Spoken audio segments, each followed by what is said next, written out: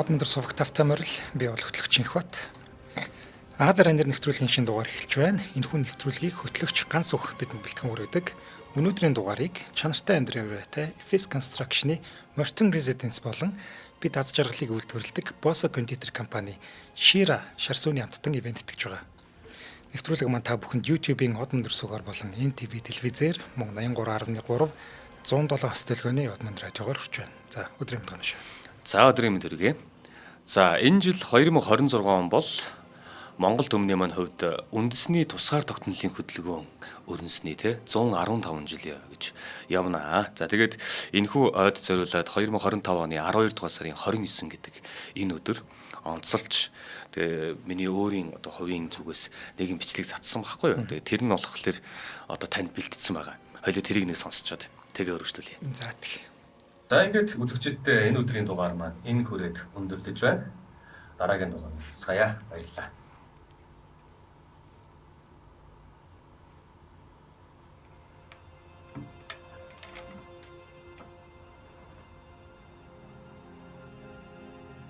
Өнөөдөр 12 дугаар сарын 29-ний өдөр.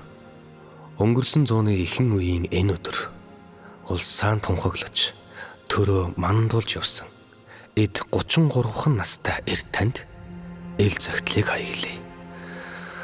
Эх оронтой үлдээсэн тань талархъя.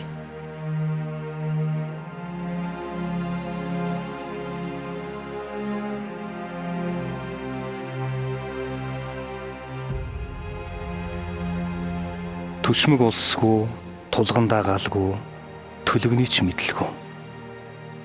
Бариад босох зэвсэггүй, баатар түмэн элсгүй. Дэлхийгээс мартагдсан түмнэр балар тэр цагт түүхийг яаж эргүүлж чадсан юм бэ? Яаж тусгаар тогтнолоо тунхаглаж чадсан юм бэ? Өөрийн үр хүүхдэд золин байж, өнчрөл ганцаардал, өвдөлт уралтыг твчин байж, эрх ямбны зөөлөн суудлаас эргэшгүй хагцлын хүйтэн чулууг илүүд үзэж чадваа. Хийсэн зүйл, хэлсэн үг, асгасан цус амнаас үнтэй үүлийг тань өнөөдөр бид амралтын өдөр төдийхнөөр тусаж байна. Мүлдээсэн бүхнийг тань өрн таран хийх, өнхөөгүй эрх хүүхдүүчгэл улс орноос минь өдгөө нэрэл үлдлээ. Усаан барж, модон тайрч, уулаан ухаж, ургамал амтнаа үгүй хийж, байсны тухай байн гарч, байлгахын тухай үл ярьж, үл үрэлдэж байна. Өндөр их өвгдээц минь өршөө. Өрөөлөөс үл хамаарч, өөрөө бүтээж, өөрөө хүртэж, өөдөн дээш нь өргөж яваа гэж өөрийн гисэн их орон үнэлшгүй их эрхчлөөг үлдээсэн билээ та нар минь. Өдгөө гаднаас хатгалдах дайсангүйч, дээрэн самуурч, доорон хамуурч, дотроос нь хөгцөрч, дороотлыг хөлцөж байна бид өөрсдөө. Яаж би тань шиг мөхлөөс эхлрүү тэмцэх вэ? Яаж бид та нар шиг мөр зэрэгцэн эвлэлтэнд нэгдэх вэ? Төр баригчт нь улсаа томдог биш жолооддог. Түмэн олон нь төрөө зүгтэх биш сүсэлдэг тийм цаг ирэх болтугай. Алтан ургийн бошго сахигч, ариун голомтын тулга манагч, амтлал хийгээд андгай тангаргаан дагагч, аавын хүү, ээжийн охид бөө гэдэгт итгэе. Хөрстийг нэрээрээ мориороо тамгалж явсан их орончдын үр удам цагийн салхинд сэрнэ гэж найдаа. Мөнх хөх тэнгэр нэвэж миний таны Монгол Мандан Баатар тухай тусгаар тогтнол мөнх оршиг. За өнөөдрийн дугаараар инхүү бид Монгол улсын анхны ерөнхий сайд Сайн ноён хан төгс очрын намн сүрэнгийн амьдралыг ярих болно. За тэгэхээр саяны дээр нөгөө нэг хийсэн зүйлийн эхлэлдээ тэгж байгаа зү те. Өнөөдөр 12 дугаар сарын 29-ний өдрөө өнгөрсөн зууны ихэнх үеийн энэ өдөр улсаа тунхаглаж төрөө мандуулж явсан эд 33хан настай эр танд гэж байгаа. Тэгэхээр 1911 оны 12 дугаар сарын 29-ний энэ үндэсний тусгай тогтнолын хөдөлгөөнийг удирдах байгаа Намнан сүрэнгийн хувьд 33хан настай байхдаа Монгол төрөө дэлхийд хамгаалсан буюу тусгай тогтнолоо зарласан юм. 33 настай ир. Тийм учраас түүнд хандж яг энэ зүйлийг бид бүхэн хийсэн байгаа. Тэгэхээр магадгүй Монголын өнөөгийн төрийн өнөөгийн төр засгийн үндэс суурийг тавьсан хамгийн чухал нэгнийхэн талаар өнөөдөр хэдүүлээ ярих гэж магадгүй. Тэгээ магадгүй энэ жилийн төлөвлөсөн 50 одоо мэдээж Адар анир нэвтрүүлэх юм чухал хүмүүс байгаа тэднээс яг энэ үндэсний тусгай тогтнолын хөдөлгөөнд оролцсон хувь нэмрээрээ энэ хүн нэн тэр хүнд бичигдэх ёстой юм байна. За тэгэхээр энэ 33 настай ир хаанаас гарч ирвэ гэдгийг мэдэх хэрэгтэй тийм. Тэгэхээр нэг архивын баримтыг дурдъя. Энэ болохоор за Москвад Оросын эзэнт гүрний гадаад бодлогын архив гэж байгаа. За энэ архивд хадгалагдаж байгаа нэг баримт байгаа. Энэ баримт нь болохоор 1911 оны 6 дугаар сарын 18-ны өдөр. 1911 оны 6 сарын 18. Тэгэхээр 12 сарын 29-нд зарлаж байгаа шүү дээ. Тэрнээс 6 сарын өмнө одоо бичигдсэн мэдээ байх нь. Тэгэхээр энийг хэн бичсэн гэхээр Оросын одоо хүрээнд сууж байгаа Оросын консул Лавдовский гэж хүн байгаа байхгүй. Энэ хүн одоо Оросын одоо гадаад хэвлэлийн яам руугаа ингээ мэдээ хүргэж бичсэн байгаа. За энэ дээр юу гэсэн гэхээр 1911 оны 100 богдод Бат оршил өргөх ёслолын үеэр халахын 4 хан халахын ноёдуудыг хүрээнд нууцаар цуглахыг урайлан дуудсан. Анх энэхүү санаачлагыг гаргасан хүн бол сайн ноён хан Намнан сүрэн гэж бичсэн байгаа байхгүй. Тэгэхээр Монголын Алтан уургийн ноёд 200 гаруй ноёд байгаа гэж байгаа ш. Тэгээд 3 хан байна, нэг ноён аймаг байна те. Тэгээд одоо энэ чинь 200 гаруй халахын одоо Алтан уургийн ноёдууд. Тэгээд хутагтууд чинь 13 тамгатай хутагт. Тэгээд богд гэх мэтлэн энэ том одоо их мэдлийн зөрчилдөөн дундаас тэнд 33 настай залуу яаж энийг өдөртөд толгойлоо байгаа юм бэ гэдэг нь маш сонирхолтой байгаа. Тэгэхээр түүний гарал угсааг ярих юм бол Чингис хааны шууд угсааны 15 дугаар үеийн ач Батмүхт аян хааны за нөгөө 11 хүүтэй гэдэг чинь Батмүхт аян хаан. Тэгэхээр 11 хүүгийнх нь одоо отхон хүү гэдэг Гэрсэнц гэж хүү байгаа. Тэгэхээр энэ Гэрсэнц гэдэг маань болохоор арын 7 одоо арын 7 овгийн одоо эзэн болсон. Арын 7 овгийн эзэн.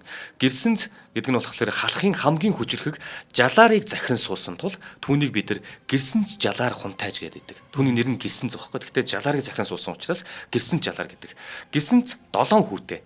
Түүний хатунгаа хатнаас мэндэлсэн 3 дахь хүүг нь Онохуй үйзэн гэж ноён байгаа. За энэ ноён нь болохоор Батмүхт аян хааны чинь шууд ач хүн гэсэн үг шүү дээ, тийм шууд ач хүн гэсэн үг.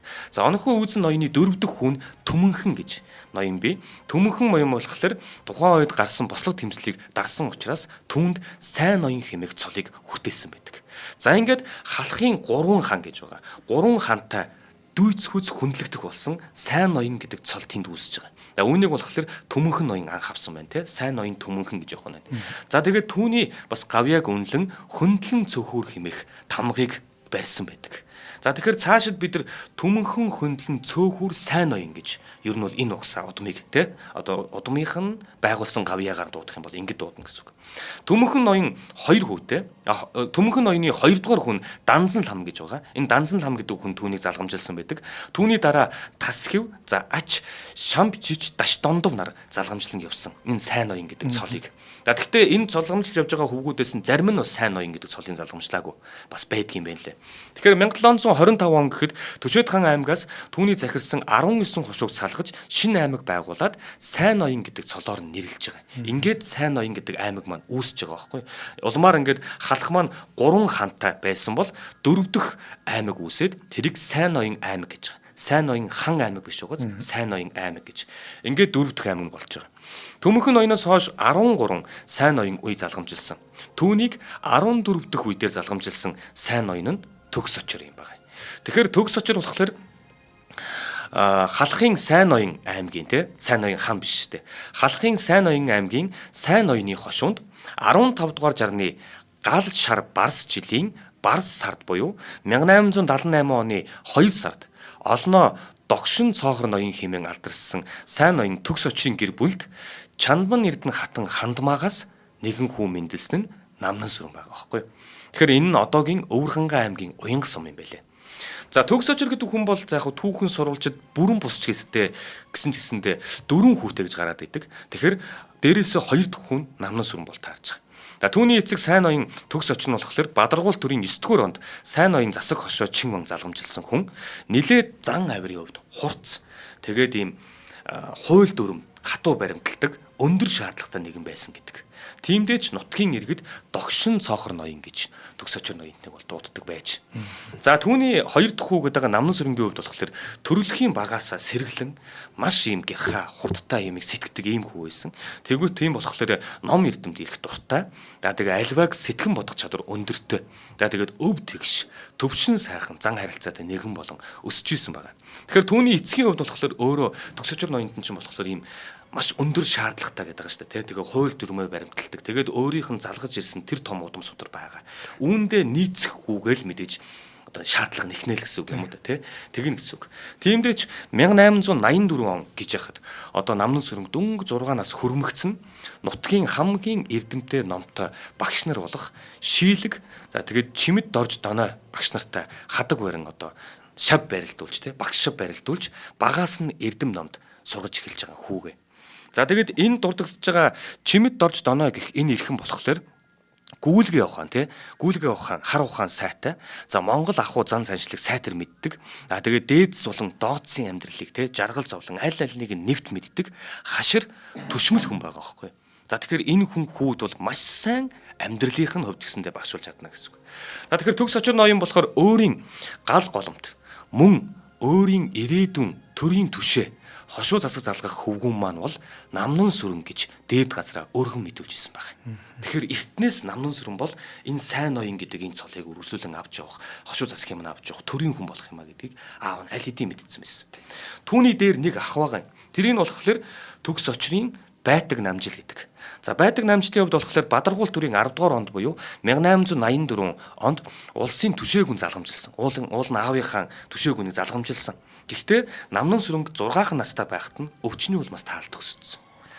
Тийм учраас нөгөө байтаг намжилд одоо нөгөө байтаг намжилч өөрөө нөгөө залуудаа бас өнгөрчлөөр өөрийн гэсэн хүү байхгүй. Тийм учраас одоо аавынх нь буюу төгс очрын тэр одоо улсын түшээ гэдэг тэр сол нь бол одоо 2 дугаар хүү Намнан сүрэнд одоо ирэхээр болж байгаа. За тэгээд эцэг төгс очрын хувьд болохоор 1896 онд бас удалгүй таалт өгсөн. Энэ үед болохоор Намнан сүрэн 1897 онд одоо 12 дугаар залгамж буюу сайн ноён засаг хошоо чин цол авч хошуу захирах засаг аймгийн хан за цэцэрлэгийн чуулган дарга болсноор 19 наснда төр зүтгэх үйл ажиллагаа нь эхэлсэн байна. Тэгэхээр аав нь бол одоо ямар ч 6 наснаас хойш бэлдсэн тий. Ингэж явж байгаа том ах нь ингээд өөд болцсон. Тэгээд хүүгээ ямар ч залгамжлуулахаар бэлдэжсэн. Тэгээд хүүдээ одоо сайн ноён гэдэг цолоо залгамжлуулсан. Тэгээд хүү болохоор 19 наснда төрийн ажлыг авч эхэлсэн ч гэсэндээ 19 настай гэхэд тэрээр бүр аль хэдийн бэлэн болцсон байсан. Өөрийнх нь төрлөх төр зан авир характер байна. Тэгээд аав нь болохоор айгүй тийм догшин гэдэг юм уу те ийм хэцгий одоо ингээд хууль дүрмээр баримталдаг ийм байгаад идэг. Гэтэл яг энэ ноёны араас залгамжилж байгаа нь тухайн нутгийн чинь бас те араас нь сууж байгаа ноён ямар бол гэж ард түмнээ санаа зовж ирсэн. Гэтэл аавынхаа араас төвшин сайхан тийм зөөлөн ард олондоо ийм илэгтэй харьяат нарыгаа хүндэлдэг дээдс дооцс гэдэг юм уу те ялгдаггүй. Тэгээд дээрэс нь өөрөө нуруу өв тэгш тэгээ би хаа сайтай тэгээ өнгө зүс сайтай ийм сайхан залуу идрэг гарч ирсэн. Төлөвшөөгүй хүн байсан бол яах вэ гэдгийг сонь. 19 настай байхгүй. Тийм чинь хаашаач үсэрч хаашаач эргэж магадгүй тийм үе байхгүй. Насан тий. Гэтэл 19 настай хүү залгамжил гарч ирэхдээ бүр ямар ч тийм алдагдсан тий төрийн албыг алдуулсан сандалсан тийм байхгүйгээр бүр төвшин сайхан авч ихэлсэн гэж байгаа. Үүнийг нь хараад нутаг олон бол тий одоо догшин зөөгөө ноёны маань тий үр удам бол сайн ноён гарч ирж байна гэж бүгд ийм ээлтэйгээр хандж ирсэн байна. Арааганаша бид одоо Монголын анхны ерөнхий сайд Намнан сүрэн гэдээ мэддэг л тий. Гэтэ үнэхээр яг юу болж ирснийг бол яг ингэж сонсож байгаагүй юм байна. Нэрээ бис аавын ийм их өнгөрсөн гэдгийг сонсоод үнэхээр тийм юм уу гэж бодлоо. 19 настай та төрийн ажил аваад аймаг одоо ахалж явна гэж үзсэн шүү дээ ингэж. Тэгнэ гэж үнэхээр гайхамшигтай байсан. Монголын 4 аймгийн нэгийг захирч шүү дээ тий 19 настай. Тэгэл хоолоо дээр нь л ингэ хутга ирж байгаа. Яг үнэ шүү дээ. Тэгэхэд тэрийг яаж хүлээж авах вэ тий. Тэгээд Намнан сүрэнгийн хувьд болохоор зөөлөн зан авиртай. Тэгээд ард олонда айгүй таашаагдаад нэн тааламжтайгаар хүлээн авч ирсэн гэсэн ард өмнө. За тэгээд түрүүний ярьдгаар бол би хаа сайтай. Тэгээд тухайн үед одоо ингээд одоо юу гэдгийг дорны хүмүүсийг бодох юм бол те дорны хүмүүс ч одоо мал аж ахуйн хэрэгэлдэг манай Монгол төмнийг одоо ялангуяа харах юм бол те хөдөг нар салхинд ганцсан л бас юм бор улсууд л байх гэдэг шүү дээ. Гэтэл энэ залуу болохоор цаанаасаа төрөлхийн юм гэгээлэг ингээд гэгээ цацарсан юм царайтай. Тэгээд ийм ягааптар хазар мацартай. Ийм болохоор заримдаа нөгөө ягаан ноён гэдэг зураг мөн гарч ирээд идэг шүү. Тэгэхээр өөрийнх нь хувьд бол эрэгтэй хүнд ингэж хэлэхэд хэцүү байх л та. Гэхдээ үзэсгэлэн төгөлдөр гэдэг нэрийг заавал оруулж явд юм бэл. Эрэгтэй хүн дэр гэхэд. Одоо намнан сүрэн дээр үзэсгэлэн төгөлдөр ноён байсан гэдэг үг заавал орж явд юм байна. За тэгэхээр тэрээр одоо ингээд угсаа залгамжилчлаа. Тэгээд түүний араас өөрт нь хатан хэрэг болно. За тэгэнгүүт л 20 гаруйхан нас хүрсэн үед нь Төшөөдхан аймгийн Төдөвгүний хошуунаас нэгэн угсаатан айлын охиныг одоо хатан болгон авж байгаа. Нэгэн угсаатай айлын охиныг. Намнан сүрэнгийн шадар түшмэл бараа ологчт нь 9 жороо цагаан морьтой гэрт нь очиж ёс төртөө энэ охиныг авсан гэдэг. Одоо бэр болгож хатан болгож авж штэ намнан сүрэндээ. Энэ бүсгүй болохоор одоо намнан сүрэнгээс насаар дүү магсарж ав гэдэг. За тэгээд тэрээр ялдам зөөлөн агаад энгийн дорд зантай. Ийм охин байгаа. Тэгээд Төшөөдхан аймгийн Төдөвгүний хошуу гэж штэ. Одоо хэдүүлээ яг өмнөх дугаарыг саная.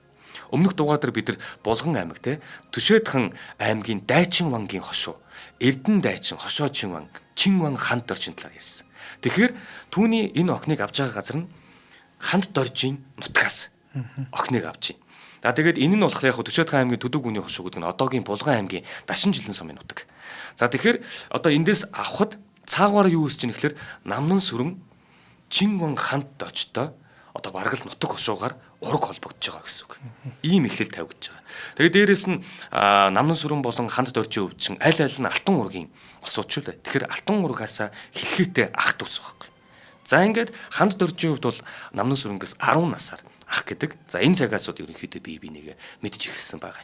Төд удалгүй буюу 1901 оноос эхлүүлээд Манжийн одоо нэг хязгаар нутгуудад хэрэгжүүлж байгаа шин засгийн бодлого Монгол төрөмгийлж эхэлнэ. За ингээд хоёлаа хамт ажиллаж байна. За өнөөдрийн дугаарыг чанартай амьдрий Мортон резиденци бэнтгэж байна. За эднийхэн маань ашиглалтанд 100% орсон 2 дугаар ээлжийн 2-4 өрөө байрнуудаа санал болгож байгаа. За эдгээр байрнууд маань 58-аас 122 м2-тай хэмжээтэй байгаа. За эдний байрад их олон онцлогтой одоо хоёлаа нэвтрүүлэг дээр дурдаал явдаг. За тэгвэл тэдний нэг нь лифт орц гарцын хэсэг нэг хэмд буюу хөгжлийн бэрхшээлтэй, тусгай хэрэгцээтэй, хараагүй, за мөн хүүхдэд түрээд явж байгаа тэр эхчүүдэд зориулсан ийм гоё шийдлийг санал болгож байгаа ч угаас хийцэн баг. Хүүхдээ ингээд тэрхтээгээд шатаар зөөж байгаа эмэгтэйчүүд маш хэцүү харагддаг. Тийм шүү дээ. Бүр хажууд очиод туслахгүй байхыг аргагүй. Тэг яаж ганцаараа тэр тэргийг өргөд бууж байгаа юм бэ? Тэр чинь айгүй хэцүү юм билээ шүү дээ. Хүүхдэд тэрчээд яах вэ? Тэ эсвэл хүүхдэд хэрэгтэй шууд буулгах уу? Харин тийм. Үнэхээр хэцүү. За тэгээд тэр тэрэгэнцэртэй хүмүүс маань яадаг вүлээ те. Нэг хүн ганцаараа өргөд дийлэхгүй шүү дээ тэр чинь. Хоёр гуруулаа байж өргөн. Тэгвэл энэ асуудлыг ийм амархнаар шийдээд өгчөж байгаа байхгүй. Нэг юм байлгах чи налуу зам тавиад өгчи. Гэт энэ мэтчлэн ерөөсөө энэ байрны шийдэл болгоно нь ерөөсөө хүний төлөө оршин суугчтайгаа төлөө гэсэн ийм шийдлүүдэд санал болгодог юм билээ. За ядахтаа л одоо дээж өргөдөг талбайтай байх үү те. Энд ч хүн болгоныгоо бодож ин гэсэн үг шүү дээ. За энэ байр маань зайсан толгойн зүүн талд Америк сургуулийн чанх байранда яг ашиглалтанд орсон байгаа. За тэнцэн загварын байр нь байж байгаа. Тэнцээ очиод өрөөний зохион байгуулалт болоод тэр барилгын материал юу гэдэг бүгдийг үзэж танилцаад тэгээд байраа худалдаж авах боломжтой. За утасны дугаар нь 76 тэгтэг 67. За баярлалаа. За баярлалаа. За тэгэхээр энэ үед маань халахын 3 хан, 1 ноён байх нь те. Гэхдээ 4 хан л гэж ойлгож болно. Гэхдээ яг хуу сайн ноён гэдэг байгаагийн бас учрыг бодох хэрэгтэй байна. Сайн ноён хан болоогүй байгаа байхгүй. Сайн ноён байгаа. Тэгээд тэр үед чинь нөгөө нэг Монголыг те халахыг чинь 3 хуваан захирж байгаа шүү дээ. Одоо Манжаас 3 юу сууж байгаа. Улаастан амбан, Ховдын амбан, Хүрэн амбан гэх 3 Манжийн амбан Монголыг захирдаг, шийддэг, бүх асуудлыг шийддэг юм байгаа шүү дээ. Тэгэхээр тэдний хараан дор л энэ бүх юм болж байгаа гэсэн үг байхгүй. За тэгээ байж идэл 1901 оноос ахуулаад Манжийн төрөөс хэрэгжүүлсэн шин засгийн бодлого гэх чийг ер нь бол газар орон болгон дээр газар хагална, хятад иргэдийг суурьжуулна, хятад иргэдийг Монгол хүнтэй хайрлж болно гэх мэтчлэн энэ олон юмуудыг гаргаад ирэхлээр хошуу болгон дээр байгаа ноёд те юу гэдгийг бэл бэс түшээ тайж юу гэдгийг бүх л хүмүүс одоо ингээд дуу нэгтэйгээр эсэргүүцэж байгаа. Энэ нь өөрөө нэг ёсондоо одоо тус тустай байсан хүмүүс надтай үзэл санаа нэг байгаа хүнтэйгээ эвлэлтэн нэгдэх боломжийг олгоод өгч байгаа.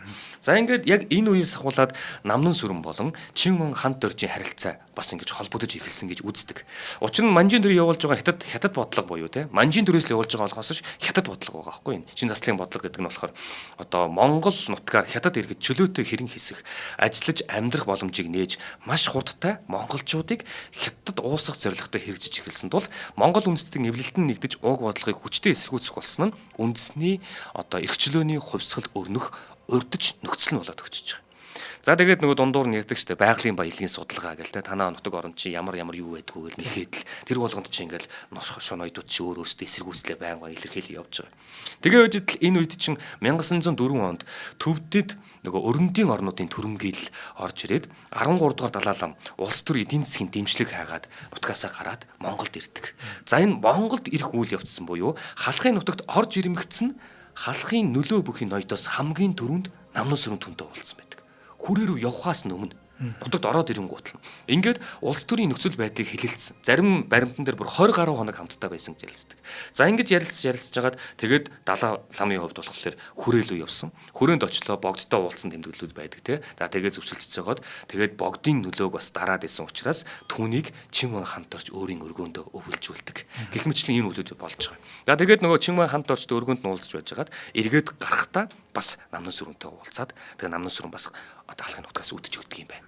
Тэгэхээр аль тэр цагт л энэ хүн гадны чимээг авах гээд үзээд ирсэн. Тэ дотоодод ийм байна. Урд ийм юм болоод байгаа. Тэгвэл дэлхийн ертөнц ямар байд юм бэ? Бид нар ингээд тусгаар тогтноё гэх юм бол биднэрт хэн туслах вэ гэдэг тэр болгоныг аль тэр 904 он гэхээр чин 11 онд 33 таа гэхээр чин 7 жилийн өмнө гэхээр чин 24 4-тэл залуу хийгээд явж исэн байх нь.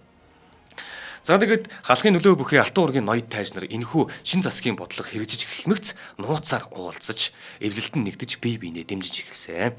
За тэгээд ингэж тэдний харилцаа улам бэхжсээр ноёдын тоо нэмэгдсээр байсан. Нэг нэгээр нэмэгдээл байсан. Тэр ч удаа өвөр Монголын ноёдтой холбоо тогтоосон. Ингээд тусгай тогтнолынхын төлөө тэмцэхэд хүч хавсархаар санаа сэдэж байлаа гэж. Тэгэхээр сайн ноёнхаа Намнан сүрэн 1911 оны эхээр халахын 3 аймаг их шавийн их баригч нарт шин засгийн бодлоготой холбогдуулан санал гаргасан байна. За энэ саналд болохоор ил явдалд бидний аймаг шав эрэхтнээ зөвлөлдөн очир дараа багш богд гэгээн танаа лавлан айлтгаж нэгэн тулгуур болж тэр тухайд нь цаг шүүмжлэлгүй болгоон тогтоовоос ямар вэ гэсэн ийм юмлыг гаргаж байгаа. Тэгэхээр энэ болохоор одоо яаж юм гэхээр нөгөө нэг ноёдуудад чинь чуулж ингэж уулзж байгаа те энийг одоо богдод илэрхийлж байгаа. Тэгээд энэ дэр ингэж байгааз шав эрэхтнээ зөвлөлдөн очир дараа багш богд гэгээн танаа лавлан айлтгаж нэгэн тулгуур болж гэдэг нь нэгэн үзэл санаанд ороо те ингээд нэгдэж энэ зүйлийг те цаг тухайг нь хүлээвэл ямар вэ гэдэг ч юм уу ийм имийг богд руу хэлж байгаа хүн нь Намнан сүрэн байгаа байхгүй. Тэгсэн чинь энэ саналыг тэр нөгөө уулзж ирсэн ноёдууд дундаас хамгийн түрүүнд идэвхтэй тэмцсэн хүн нь ханд дорж байсан байна. За ингээд богд хаанд Намнан сүрэн толгойлж ноёдуудыгаа цуглуулад өргөх бичих гэдэг юм уу те ямар нэгэн санал хөргүүлсэн байна. Төшөөдгөн аймгийн эрх баригчид сайн ноёноос ийхүү санал гаргаж зөвлөсөн нь үнэхэрийн зүйтэй гэж үзээд энэ оны 5 сарын 25-нд хүрээнд бүгд цуглая гэж үгэн мэдээг тарааж эхэлсэн ноёдуудтай. За энэ үйл явдлаас хэдхэн сарын дараа 1908 оны 8 дугаар сарын 11-нд хүрээнд дэх Оросын ерөнхий консул Шишмаров гэж байгаа. Шишмаров Оросын гадаад хэргийн яамны 1-р газарт илгээсэн 832 тоот мэдээ гэж байна. За энэ мэдээн дээр юу гарсан гэхлээр шүү дээ. Энэ удаагийн 2 сар гаруй үргэлжилсэн баярт ламнар эхээр оролцсон хийгээд хутагтын зөвшөөрлгүйгээр ноёдууд тарж чадахгүй байна. Түүний адисгүйгээр нэгч хан томоохон лам хүрээнээс гарч чадахгүй болжээ. Хутагт Монголын талын байдлыг удирдах байна. Түүнд сүүлийн үед хамгийн ойр хүн нь сайн ноён болсон байна гэж мэдээг илгээсэн байна. Тэгэхээр тэр нөгөө 5 сарын 25-нд уулзъя гэж хэлсэн шүү дээ. Тэгтэл энэ Шишмаров илүүж байгаа мэдээ чинь 8 сар ч дээ. Тэгвэл 8 сараас өндөр мэдэн дээр харахаар сүүлийн 2 сар те 2 сар гаруй үргэлжилсэн баяр нааданд ламнар ноёдууд ирцээ гэдэг байгаа шүү дээ. Тэгэхээр чинь 6 сараас ахуулаад 8 сар хүртэл энэ ид маань хүрээнд уулзсан байгаа байхгүй. За тэгээд энэ дэр юу гэдгийг те түүнд хамгийн ойр хүн нь сайн ноён болсон байна гэж байгаа байхгүй. Тэгэхээр энэ хугацаанд юу гэдгийг богд гэгээн болон сайн ноён хоёрын хоорондын харилцаа, алтан ургийн ноёдын хоорондын харилцаа нэлээд ойртчихсан үгээ авцсан л болсон байсан үг юм шиг байна. Тэгэхээр нэг талаас харах юм бол шашны тэргүүн тий одоо Монголд байгаа шарын шашны тэргүүн гэдэг чинь амьд бурхан нь сүсгтэн олны одоо юу гэдгийг оюун санааных нь эцэг нь байгаа. А нөгөө талаас алтан ургийн ноёд байгаа. Тэгвэл энэ хоёрыг толгойлж байгаа хүн нь богд гэгээ нэг талтай байна. Нөгөө талдаа сайн оюухан намнаас хоёр байна. За энэ хоёр шашин төрийг хэрхэн хослох вэ? Энэ зүйл үргэлжлэн гэсэн үг. За тэгээ бүх ноёдын уулзалт болоод эн чинь 1911 оны 7 сард гэж төлөвлөж байна л да. Бодогдож байна л да. Ер нь халахын 4 аймгийн хан, чуулган дарга нар нь, жанжин хибэ нар нь, хутагт хувилгаа зэрэг эхс дээдэс бүгд богд гэгэнд бат оршил өргөх ташрамд за тэгээ эзэн шанзмын яамд хуран цуглаж цаашид хэрэгхийг зөвлөлдсөн байдаг. За энэ хүн уулзалт бол өнөөх нөгөө 220 жилийн турш манж гүрний газар нутаг хэмээгдсэн бид нар чинь 1800 оны нөгөө нэг улс төрийн газрын зургийг харахаар Монголын газрын зураг байдгүй шүү дээ. Үнэхээр харамсмар шүү дээ. Харахаар манж гүрэн гээд том зүгээр чин гүрэн гээд том зураг байгаа болохоос тэнд Монголын газрын зураг маань байдгүй. Яг энэ бүхнийг төгсгөх тэр уулзалтыг л энэ ноёдууд тэнд хийгээд байгаа. За тэгээд Монгол төмнийг эрхчлөөнд нь хүргэх хамгийн чухал уулзалт байсан нь ойлгомжтой. За үүний дараа дахин богд ууланд цуглан зөвлөлдөж хаант Орос улсаас тусламж гуйхан зүйтэй хэмээн тохиролцоод хант дор Чинван даалам цэрэн чимэд өвөр Монголын эрдэмтэн хайсан гүн нарыг томилон одоо явуулахаар зөвшөлдсдгөө. За тэгээд энд бол Монгол эх орончид одоо нөгөө нэг өөрсдийн дөрвөн хан чинь дөрвөн ханаа толгоолоод сайн оюун хан намнаас өмнө чинь дөрвөн ханаа толгоолоод тэнд гарын үсгээ зураад хүсэлт өгөөд явуулдаг. Тэгээ ямар ч эх орончид маань очоод зүхтах мэдэр явсаар хагаад 1911 оны 8 сарын 15-нд Оросын нийслэл Санкт Петербургт хүрэлцэн очсон байдаг. Хэдийгээр хүндрэл тохиолж байсан ч гэсэндээ Оросын сайд нарын зөвлөлийн даргын Пётр Столпинд богд гэгээн Түшөөд хаан Дашнэм сайн оюун хаан Намнын сүрэн Засагт хаан Содмранцан Сэцэн хаан Наваа нэрэн нөгөө дөрвөн хан болон богд гэгээний гарын үсэгтээ 21 зүйл тусламж хүссэн бичгийг гардуулж өгсөн.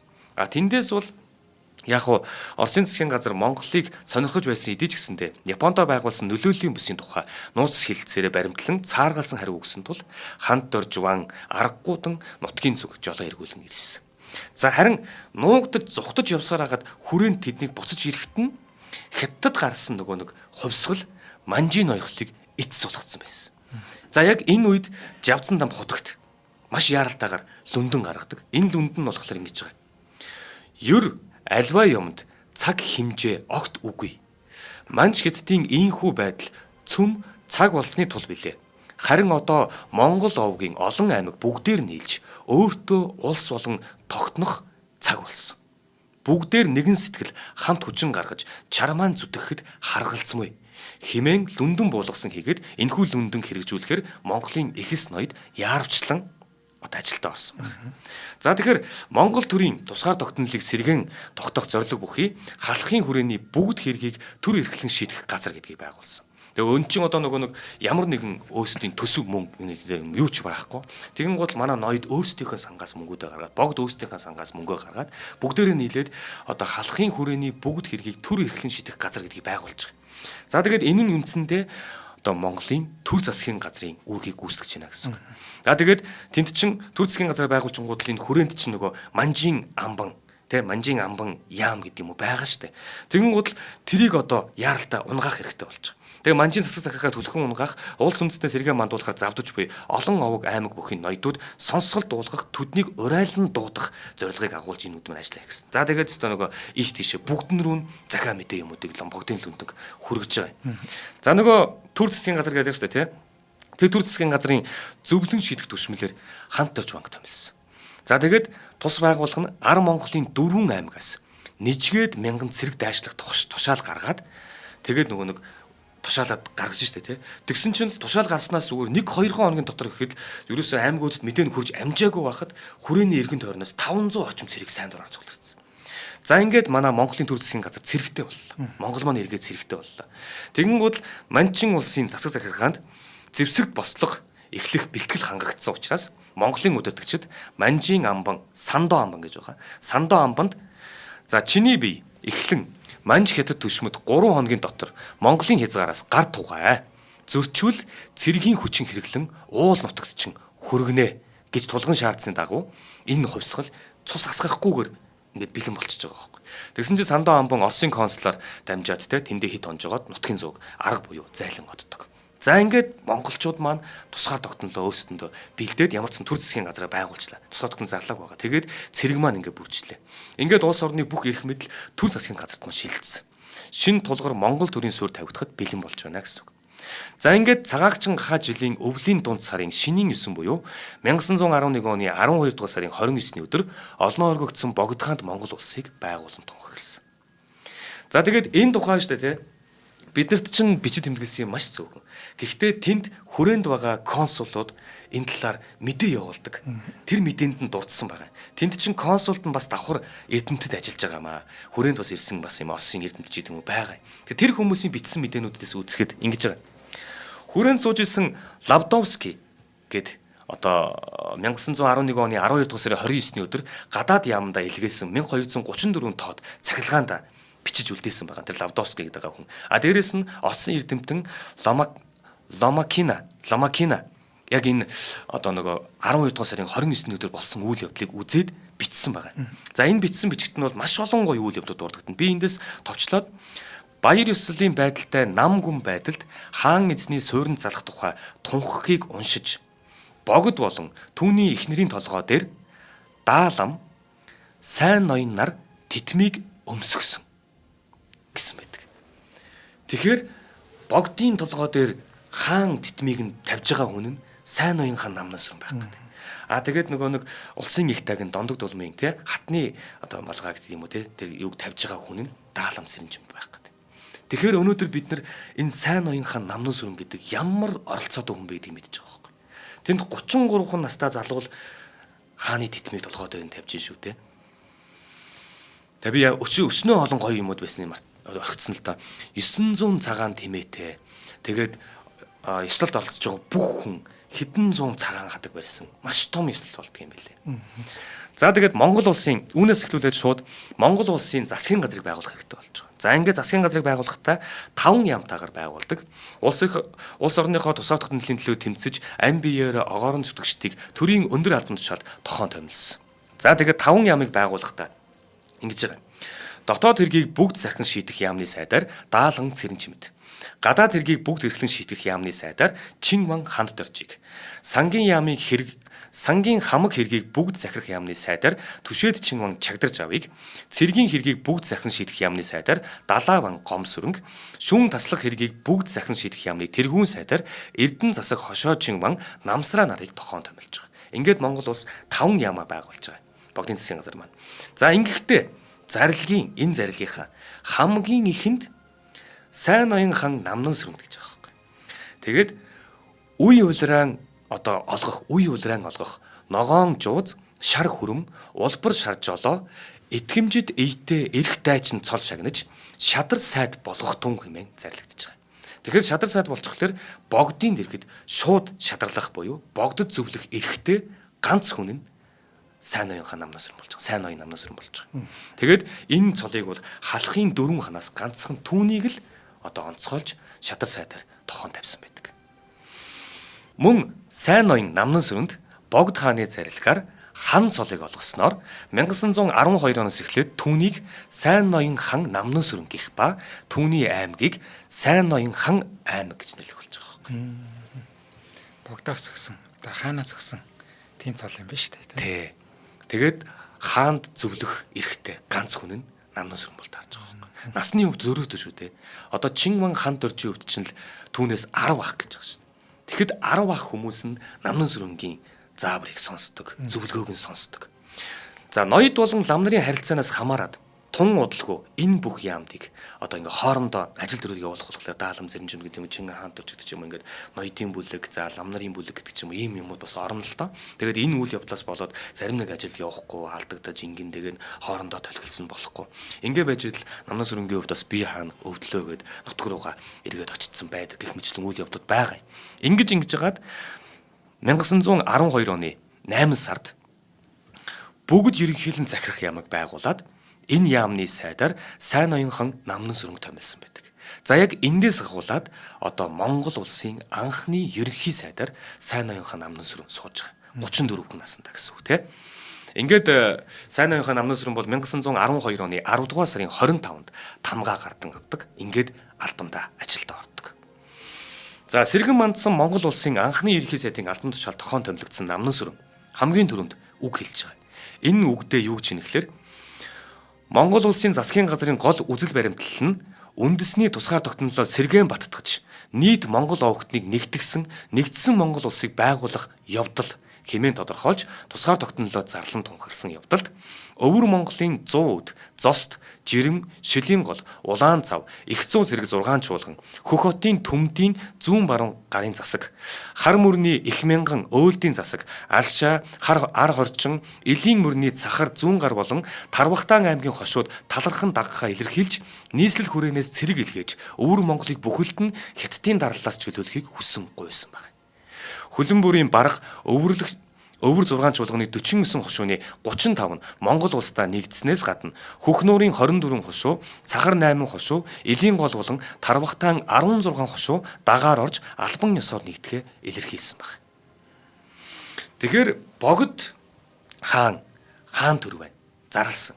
Түүнийг удирдах байгаа засгийн тэргүүн болох ерөнхий сайд нь өөрийнхөө авсан ажлаа илэрхийлээд хэлэхэд нь түүнтэй нэгдээд өвөр Монголын энэ олон хошууд нэгдсэн Монгол улс хамтдаа байгуулъя гэж орж ирж байгаа. Тэгэхээр Монгол улс өвөр монголчуудыг Хятадын дарлалаас чөлөөлөх, өөрт сайн дураар нэгдсэн монголчуудыг нэгтгэж хязгаар нутгаа батхан хамгаалах зорилгоор 1913 оны 2 дугаар сард Чуулалт хаалга, Бат хаалга, Долон нуур, Хөх хот, Бугад хотын чиглэлд 5 замаар их цэрэг хөтлөгдөг. Тэгэхээр энэ үндэсний тусгаар тогтны хөдөлгөөн гэдэг маань ерөөсөө нэгдсэн Монголынхон төлөө тий. Тэгэл тухайн үед чинь 220 жил дарлагдаад нэрээ улс төр гэж юу вүлээ, юу гэдгийг цэрэг гэж юу вүлээ, хүч гэж юу вүлээ. Энэ болгон байхгүй болсон ийм хүнд үед эдгээр маань ийм шийдвэрүүдийг гаргаж байна. Үүнийг тодорхойлж явсан Монголын төрийн 4 архитектор гэж яригддаг. Энэ 4 архитекторын нэг нь бол яа харахгүй Сайн Ноён хаан Намнан сүрэн байгаа байхгүй.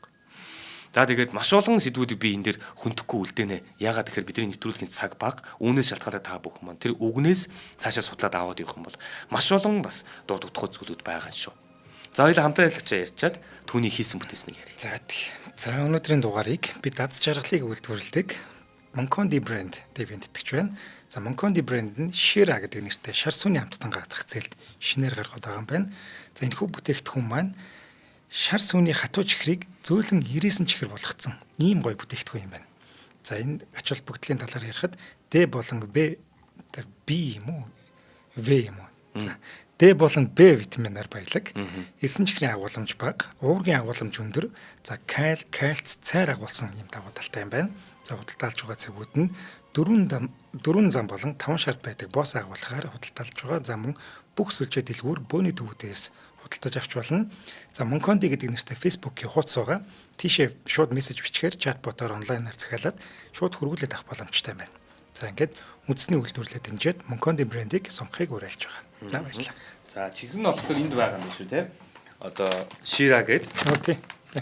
Ийм гоё бүтээгдэхүүн байгаа. Та бүхэн маань илүү худалдааны төвүүд дээр ч юм уу явж байгаа чи энэ бүтээгдэхүүнд харах юм бол бид бүхний яриад байгаа зүйл маань энэ юм байгаа шүү. Тийм манай савлгаан энэ шал өөр болсон байна. Шар сүний амттан Shira гэж тий.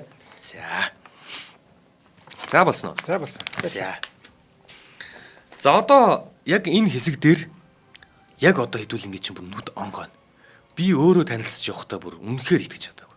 Яагаад тэгэхээр би Жамсрангийн цэвэн гундлын нэвтрүүлгийг хийсэн ч дээ.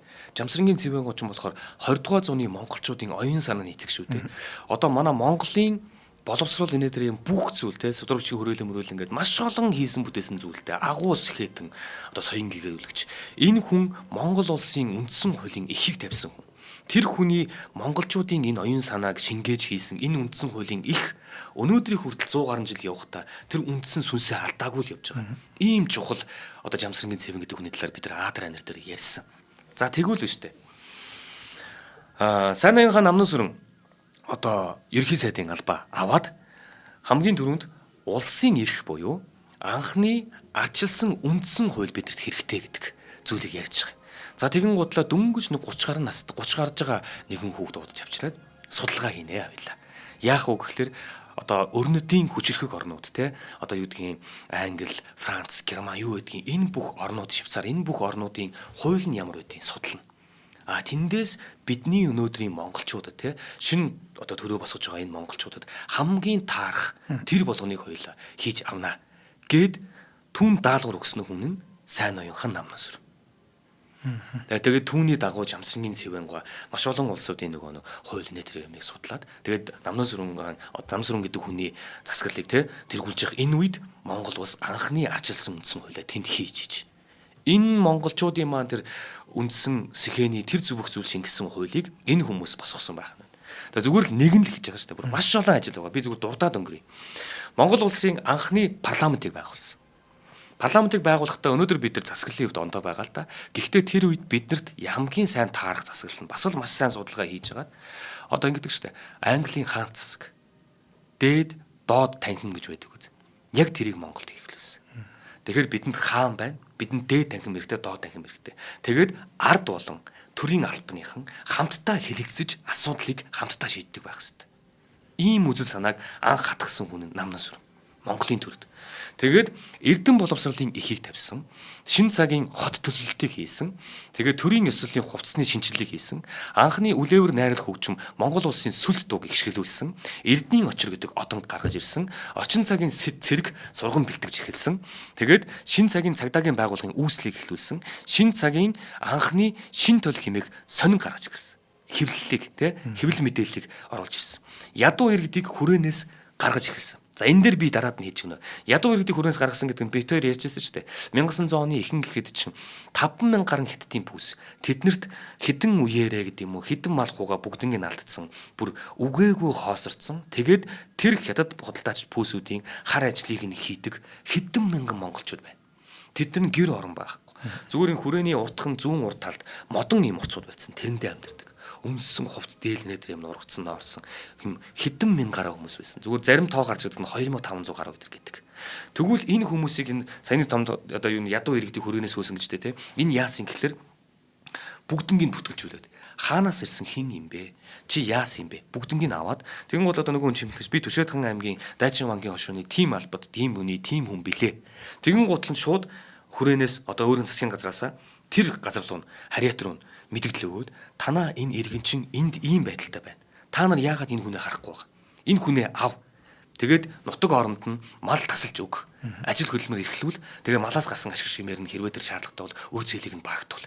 Ингэж бүгднийг эргүүлээд нутаг оронд нь явуулаад тэр нөгөө нэг өстой бүр үгээгүй хоосроод хідэн үеэрээ өрөнд оцсон байсан хүмүүсийг эргэж нутаг оронд нь байжуулаад мал хуутай, амьдрал ахуйтай ажил төрөлтөнд зоолгуулад харьяат алба ажил төрөл хийлэг гэж ингэж тараасан юм байл. Тэрийг нь ингэж бичсэн байлээ. Дээрэс нь хар тамхитай тэмцсэн. Өвөр Монголыг чөлөөлөх тэмцэл явсан энэ 5 замын байлдаа. Энэ бол маш том сэдв. За тэгээд цомхон төр төсвийн хэмнэлт шашны эрх мэдлийн хязгаарлалт. Энийг хийсэн 20 дугаар зууны анхны албан ёсны хүн, хөрөнгө, малын тооллогыг хийсэн. Тэгээд монголчууд анхны галийн яамыг байгуулсан. Гайлтай болж эхэлсэн. Төмөр замын бодлогыг хэрэгжүүлж эхэлсэн. Дээрэс нь орчин үеийн мал аж ахуйг цогцлоож эхэлсэн. Монголчууд анх удаа өөрсдийн санаачлаг дэмжлэгтэйгээр банк байгуулсан.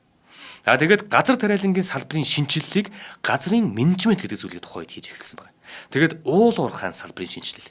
Яагаад эдрийг мэдээд байна гэхээр жишээлбэл манж гүрэн чин өөрсдөө Монголын газар орны байгалийн баялагуудыг нэхэд ийсэн шүү дээ. Тэгэхээр тэдийг одоо бид нар монголчууд өөрсдийн засгаа байгуулсан учраас бид нар өөрсдөө мэддэг байх хэрэгтэй. Тэгээд газар тариалангийн салбарын шинжилгээ гэдэг нь хаана бид нар газар тариалан эрхэлж болох юм бэ? Магадгүй тэгснээрээ ард олон өлсөхгүй ч юм билүү, ядрахгүй ч юм билүү, ажил төлтөө болох ч юм билүү. Энэ болгоныг хийж эхэлсэн. За энэ ажлуудыг зүгээр би цугсхан дуудаж байгаа шүү. Энэ бүх ажлууд Намнасүрэнгийн гар дор явсан. Бүхэл бүтэн улс босгож байна одоо. Тий. Тэгэхээр тэр 33 настай яаж энийг бүр ингэж хийх вэ? Тэгэхээр маш сайн судалгаа эхэлдэг. Тэгээ хажуудаа Жамсрангийн Цэвэн гээд одоо шин цагийн одоо юу гэдгийг те сэхэтэн залуучуудыг хажуудаа байлгаж байгаа юм. Дээрээс нь сургуулиудыг байгуулад эхэлсэн. Тэр үед чинь нөгөө гэр боловсрол олгодог. Тухайн нутагтаа байгаа ноёдын хүүхдүүдэд л багшийг нь залгаад ингэж боловсрол олгочдөг. Ардын хүүхэд сурдаггүй. Энэний ялгааг одоо гаргаж ирлээ. Яагаад гэвэл бид нар босхын тулд, хүчрхэгдэхийн тулд биднэрт маш сайн одоо ядчил нөгөө тоо боддог, бичиг үсгтэй төргийн хэрийг явуулж болохоор маш олон тийм боловсон хүчин хэрэгтэй мэн гэж ойлгонготлаа. Төрийнхөө дэрхэд яамныхаа дэрхэд шууд одоо нөгөө төрийн албыг бэлддэг, төрийн албаны хүүхдүүдийг бэлддэг сургууль байгуулж байгаа. Тэр сургуулийг байгуулад ноёдын, лам нарын, хутгтын бүх хүүхдүүдийг богдоор захилга гаргуулж хагаад бүгднгийн тэр сургуульд авчирж байгаа. Ингээд Монголын төрийг залгамжлах төрийн хүүхдүүдийг бэлдэж эхэлж байгаа. Одоо бид нар манжаас юм уу, хиттаас ч юм уу эсвэл өөр газраас төрөө авч явна гэсэн үг байхгүй шүү дээ. Тэгэхээр энийг залгах хүүхдүүдийг өөрсдөө бэлдэж эхэлнэ. Үүнээсээ цаашлангуутлаа ардын хүүхдүүдийг бэлдэж эхэлж байгаа. Тэгээд одоо ардын хүрээ болгонд ардын хүрээ одоо нэг аймагуд дээ шүү дээ тий. Ардын сургуулийг байгуулж эхэлнэ. Хажуугаар нь Орос, Хятад, Франц, Англи хэл. Энэ хэлүүдийг сурах одоо мэргэжлүүдийн олж ирэнгуутлаа тэр хэлүүдээр дагнсан хүүхдүүдийг сургаж эхэлж байгаа. Тэр дундаас анхны 9 хүүхэд одоо эрхүү рүү явж сурдаг. Одоо гадаад руу хүүхдүүдээ гаргаж сургаж байна. Тэр 9 хүүхдийн дунд хэн байгаа гэж хожмын бүгд найрамдах Монгол Ард улсын маршал Хорлоогийн Чой болсон байна. Ингээд ярихлаар харин бид нар Жамсрангийн Цэвэн гуайг те Бэмбийн Ринчин гуайг юу гэдгийг одоо энэ мондөг улсуудынхаа те түүхүүдийг яриад идэг хэрнээсээ эднэрийн чинь хэн чиглүүлснийг мэддэг байсан байна. Тэгэхэд өнөөдөр бид нар мэдж авч байна. Сайн ноёнхан Намнан сүрэн гэдэг энэ залуу юм байна. За тэгээд парламентыг байгуулсан гэдэг юм жоохон задлаах юм. Парламентыг байгуулсан гэдэг нь яаж байгаа юм гэхээр улс орон даяар улс төр нийгэм эдийн засгийн чинь 3 том бүр өөр том чухал үүд шүү дээ тий бүлэгэл бод. Энэ болгоны өөрчлөлт шинжилтийг хийж ирсний тод жишээ нь улсын дээд доод хурлыг байгуулж байгаа түрүүний ярьдаг. Тэгээд ард албат аль нь санаа нийлэх ёстой. Ямар нэг асуудал дээр. Тэгээд эвлэлтэн нэгдэж хурал байгуулнаа. Энэ хурлаас те засан захирах мэрэгэн арга гарна гэж үзээд дээд доод танхимыг байгуулсан өөрөө. За тэгээд хөндлөнгөөс харахад Монгол улс яг тухайн үед нэг судалгаа анаа дээр юм дэлхийн анирыг сонирхоод байна гэдэг нь энэ багхгүй. Англи, Герман, Швейцар зэрэг барууны хүчрхэг томоохон гүрнүүдийн одоо улс төрийн жишээ, одоо тэр төрийн засаглалын хэлбэр энэ болгоныг судлаад түүнтэйгээ холбогдуулаад Монголд яг аль нь таарах вэ гэдгээ судалж хагаад тэрийг хийж эхэлсэн энэ багхгүй. За тэгсэн чинь нөгөө талдаа тэрийг зарим улс эмзэгээр хүлээж авч ирсэн гэж байгаа. Яагаад тэгэхээр энэ Хятад гэдэг юм уу те Манж гэдэг юм уу энэ улс хаан Торс хоёрын голд байгаа. Энэ улс чинь хөршөө одоо хамсаатна хань илэгтнээ өрөндөөс хаагаад эхэлж байна. Тэдний улсыг дагаад эхэлж байна гэдэг юм уу. Иймэрхүү юм ажиглагдаад эхэлсэн учраас зарим нэг улсуудад маш эмзэг байгаа гэдэг нь тодорхой байгаа.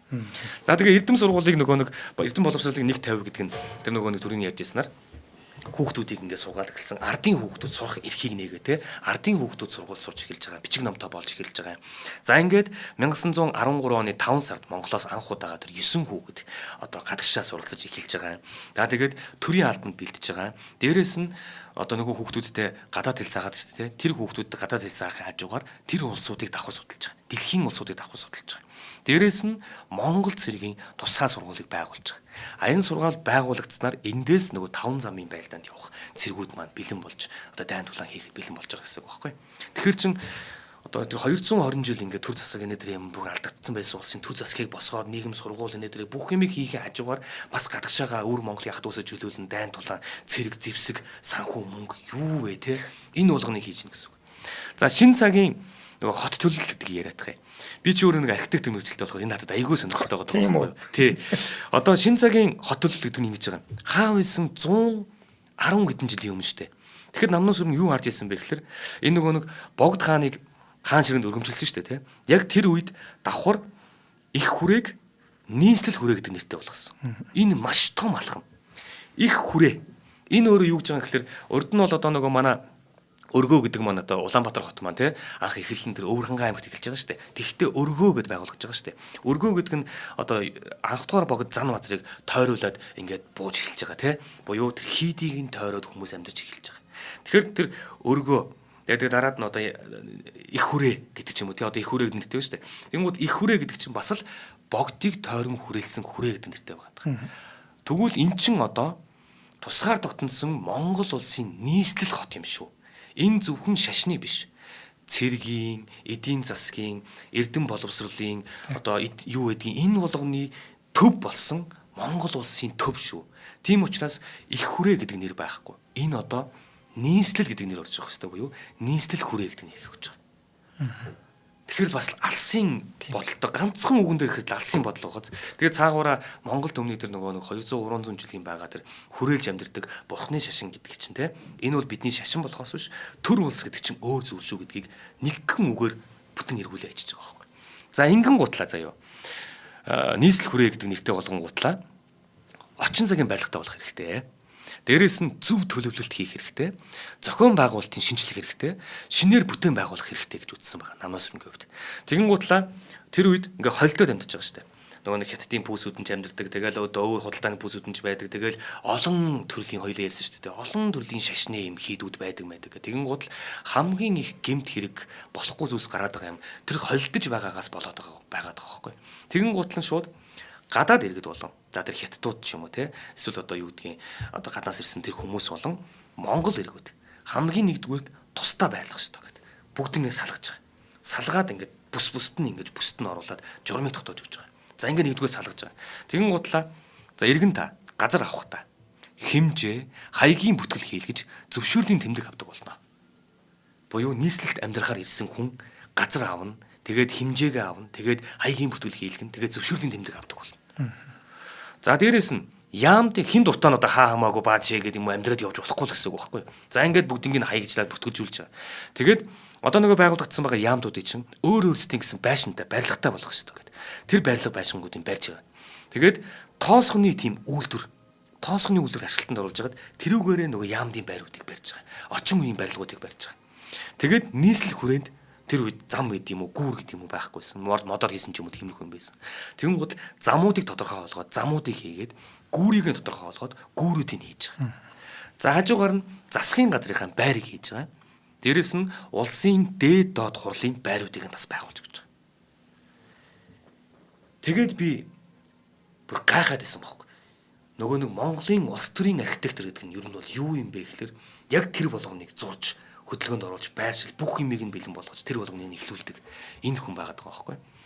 За тэгээд тэнцэнээр шин тойл хэмээх бичиг гасан гэдэг байна шүү дээ. Тэрүүгээрээ ард түмэндээ мэдээлэл хүргэн, ард түмнийгээ те одоо урайлан дуудана, хамтдаа бүтээн байгуулыг ин гэх мэтчлэн энэ ажлуудыг хэвлэл мэдээлэл бас оруулж ирж байгаа гэсэн үг. За тэгээд тэр дунд би нөгөө харт тамхитай тэмцэн гэдэг шүү дээ. Тэрийг нь хальт ярьчээ. За тэр үед яагаад харт тамхи Монголд байгаад байгаа юм гэхэлэр байсан.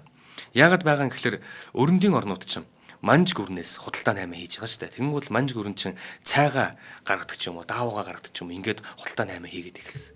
Гэтэл нөгөө өрөндийн орнууд чинь бүгдээрээ мөнгөн зоосоо өгөөд тэдний цайг авч байгаа. Явандаа цай нь улам үнд орж байгаа. Тэгэхээр нөгөө Английн эзэн төрөмгөлж орн ч одоо тий өөрсдөө одоо энэтхэг мэдхийг болон колоничлсан байгаа шүү дээ. Тэгсэрнээсээ өөрсдөндөө байгаа зоосоо маш ихээр өгөөд цай аваад идэг. Ингээд зоос нь гадагшаа ороод идэг. Тэгэн гутал зөрүүлээд юм худалдаалах гэж үзсэн. Тэгэн гутал манжийн одоо манад бүх юм байгаа гэдэг гутал нь энэтхэгт хар тамхи тариалж хагаад энэтхгээс хятад руу хар тамхи нууцаар оруулж байгаа. Тэрийг нь манжийн одоо засаг те хаагаад болохгүй болон гутал нь манжийн одоо эдийн засгийн нээх зорилготойгоор 3 удаагийн дайн хийгээд тэгээд эдийн засаг нь дороотон гутал нь чөлөөтэй хар тамхиа зардаг болоод буюу нөгөө өөрсдийнхөө өгдөг байсан мөнгөн зоосыг цайтай нь хамтдаа хэдэн дахин өрчүүлж аваад хар тамхи оруулдаг болоод ингээд манжийг унгааж байгаа. Хүчийг нь төлжүүлж байгаа. Энэ явцад манжийн нөлөөний орнуудад нөгөө хар тамхи гэдэг юм чи орж ирсэн. Бүр Төшөөд хаан аймагт за би газрыг хэлээд яах вэ? Төшөөд хаан аймагт хятад пүүсүүд хар тамхи тариалдаг байсан. Тэрийг худалдаалдаг байсан. Худалдаалдаг хамгийн их наймаасдаг газар нь одоо нэг хүрээнд байгаа тоглоом, наргаа зингээний газрууд, уушийн газар гэдэг чинь тэр газар руу худалдаалдаг. Тийм учраас намнын сүрэн тэдрийг хааж байгаа.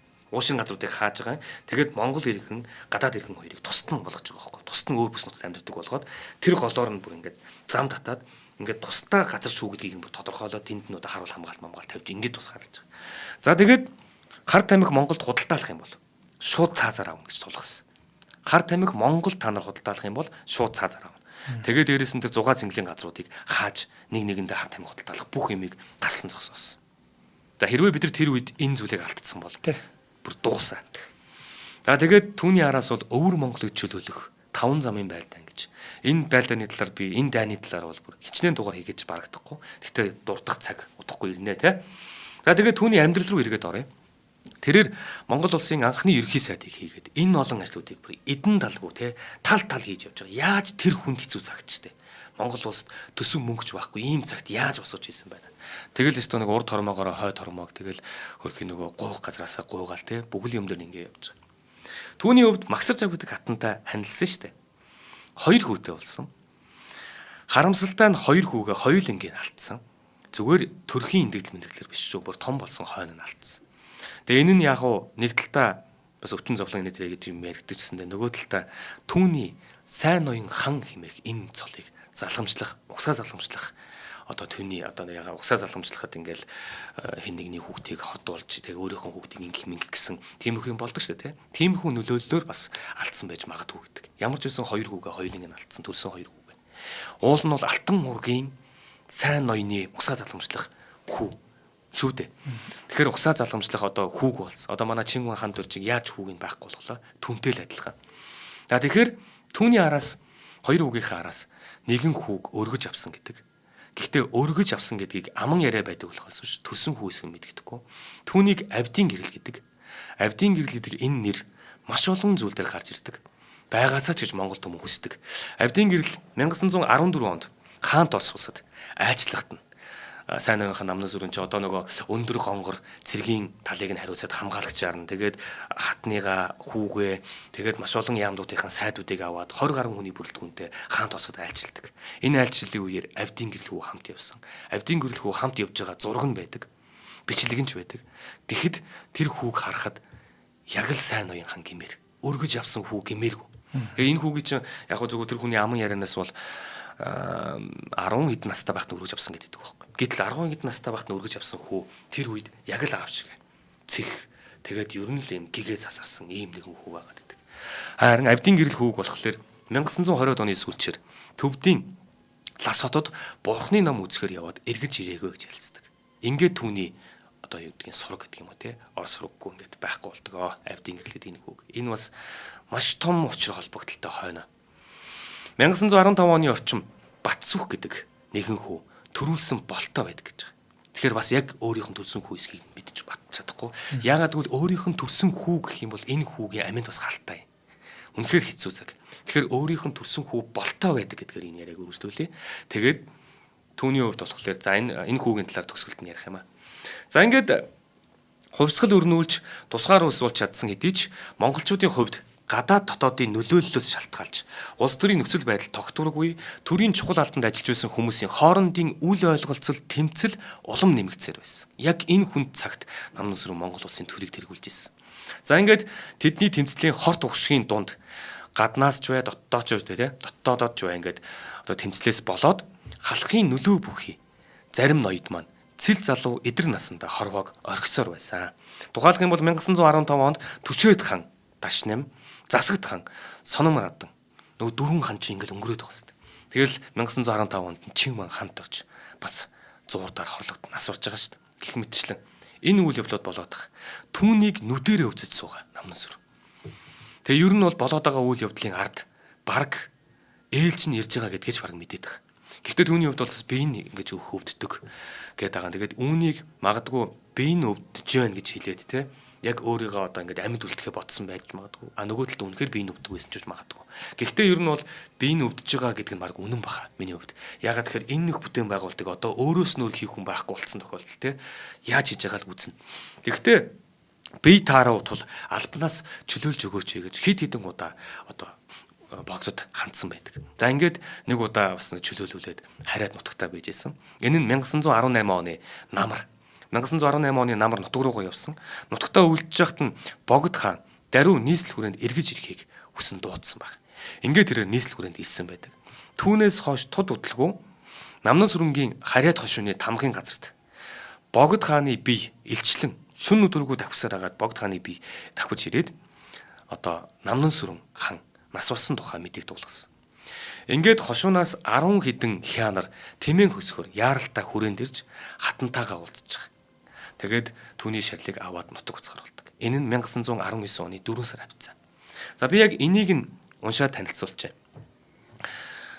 Тэгээд тэд тэмээн хөсгөндөө эзэн ноён асныхаа одоо эдэлж хэрглэж исэн гэр өргөө.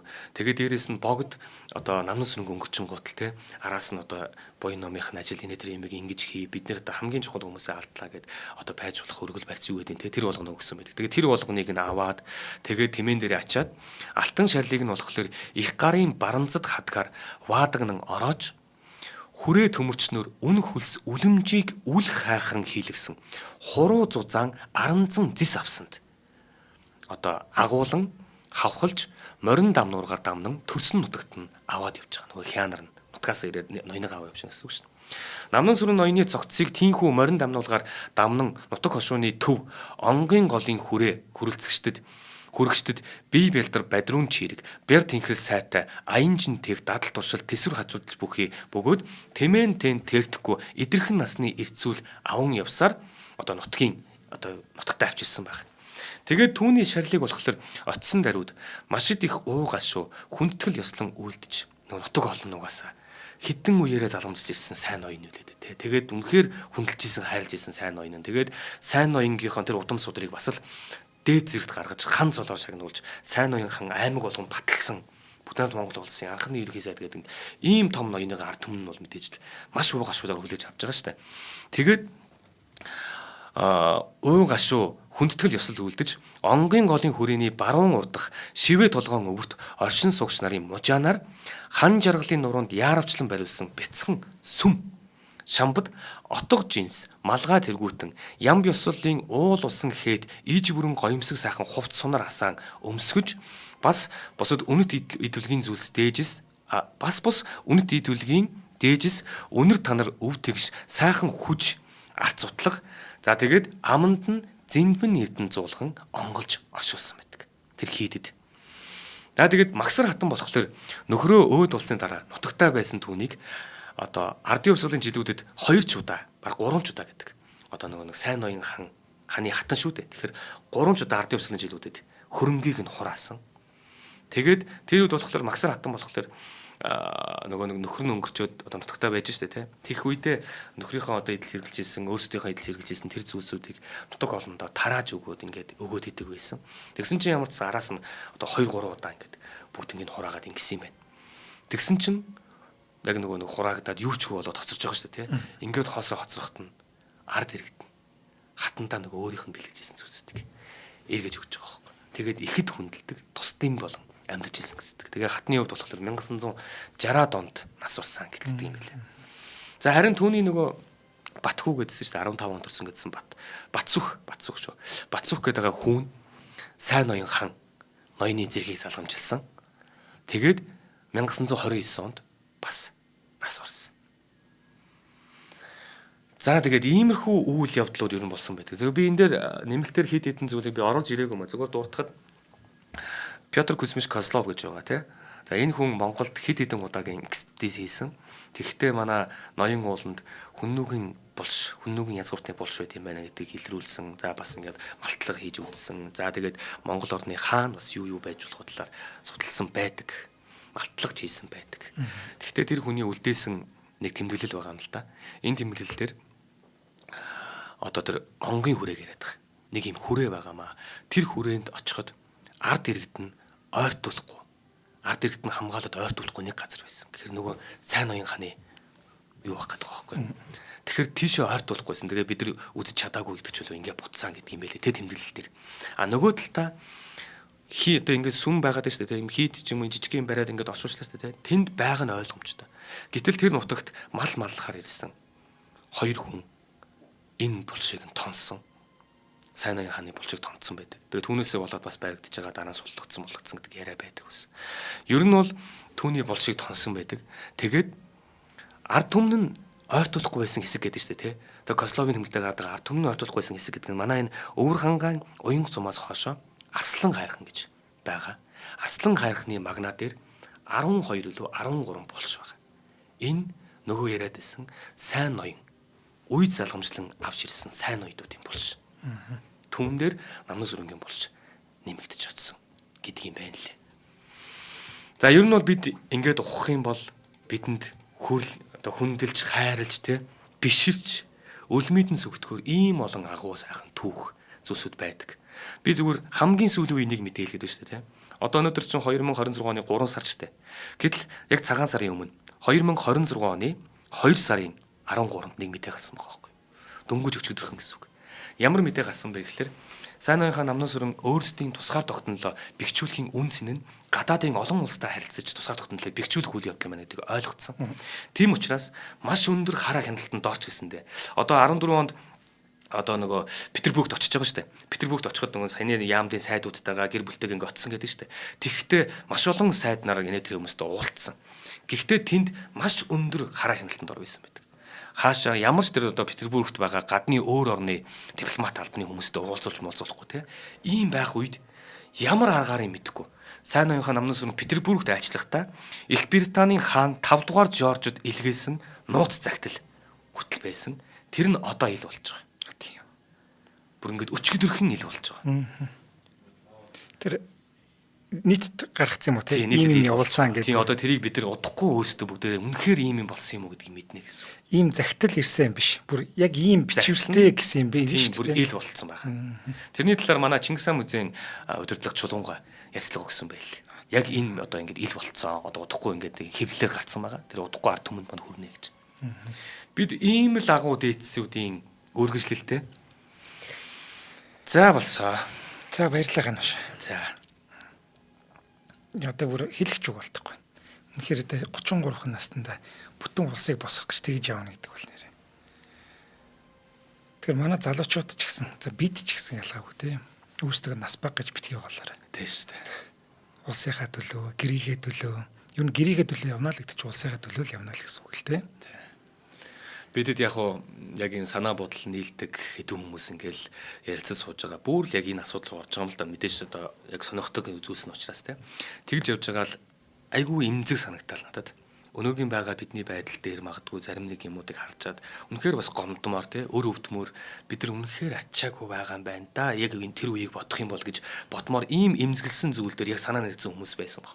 Тэгээд би өнөөдөр 33 настай гэдгсэн чинь энэ хүн яг 33 наснда тийм юм хийж байсан.